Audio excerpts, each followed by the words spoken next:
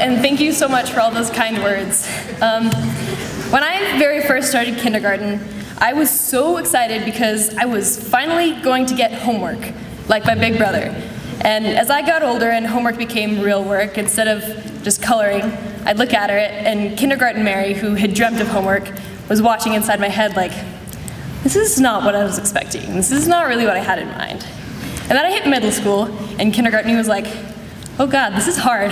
This is really hard. Kindergarten homework was a really clever way to trick me into going to school. And then I got to high school, and freshman year wasn't so bad, right? So my kindergarten self was like, yeah, you know what, we can do this.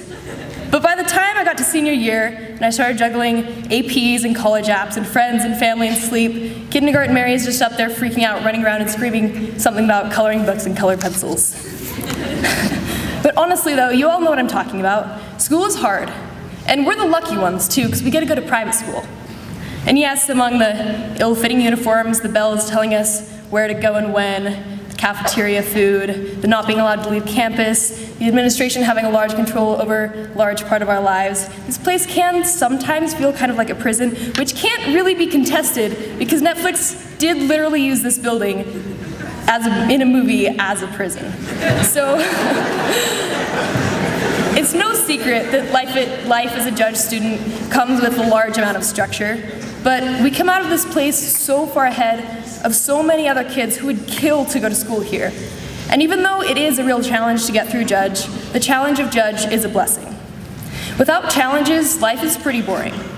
My mom challenges me to quit being such a walking tornado and pick up after myself every now and again, but also to be a person of integrity. My grandmother challenges me to look for humor, even and especially when it doesn't really seem like there's any to be found. Dr. Duttrow has challenged me to never stop learning and to always stay curious. Mr. Sloan has challenged me to be self-driven, to explore the fields I'm passionate about. Ms. Femris has challenged me to look at other people and cultures with a new understanding, a new perspective, and Tommy Waltz challenges me to never lose hope. But sometimes, and a lot of the time, the challenges life throws at us are not quite that positive. Life gets tough, and if you're sitting there thinking, well, it's not that tough, it's pretty good actually, but thanks for asking, that's awesome. But one day, you will face something that is incomprehensibly difficult.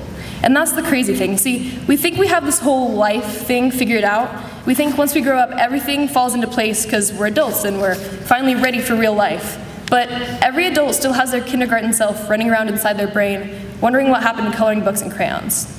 We think life is structured because we give it structure. But life is really just a wild animal and it can't be completely tamed.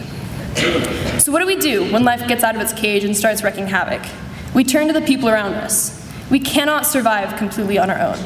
That's a lesson that my fiercely independent self has taken to town, or when they know they're going off to study engineering, or they're going for theater, or they're going to art school, and you're still sitting here looking around going, oh boy, all these people have their lives together, and I'm still answering the question, what's your major with? You know, English, or journalism, or film, probably Spanish too. You know, I'm still pretty undecided. I'll figure it out when I get there. But I don't really need to know just yet, luckily. And if you're in the same boat as I am, the best thing we can do is to try everything and figure out what we don't like first. I know I don't like math, and even though I'm fascinated by it, I know I don't have the patience for science. And I know I would be much too bored in an office job, which narrows it down quite a bit and gives me directions into which new things I want to throw myself into. But honestly, everything boils down to curiosity. They say curiosity killed the cat, but satisfaction brought it back. It's that never-ending drive to know more that pushes us forward, that drives us to try new things, that makes us want to see what else is out there waiting. It's really easy to lose sight of that when the world is moving so quickly around us, but hold on to it. I said earlier that every adult has their kindergarten self running around, but as my brother pointed out, that's not completely true. Some adults have lost their kindergarten spirit. They don't remember what it was like to be pulled irresistibly towards something. They've fallen into the deadly trap of routine with no chance of escape in sight. They think they really do know everything, that life really is black and white. And all my life, I've tried to live by the Peter Pan mantra, I'll never grow up. And that's not just because I want to shirk responsibility. The best adults are still children at heart, and that's what I want to be. The best adults are still overflowing with curiosity. Curiosity makes us dream. It makes us plan, imagine, envision our futures, even in ways that we know we'll never live our lives. Curiosity works our brains, getting us to figure out what we like and what we don't, who we want to surround ourselves with, what we're passionate about. Curiosity is what made Kindergarten Mary so excited to do the homework she always saw her brother doing. And even if it didn't turn out to be exactly what she expected, it turned out to lead to so much more.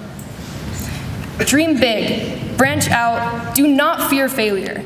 And finally, in the words of Mary Oliver, not me, but the Pulitzer Prize-winning poet, tell me, what is it you plan to do with your one wild and precious life? Thank you.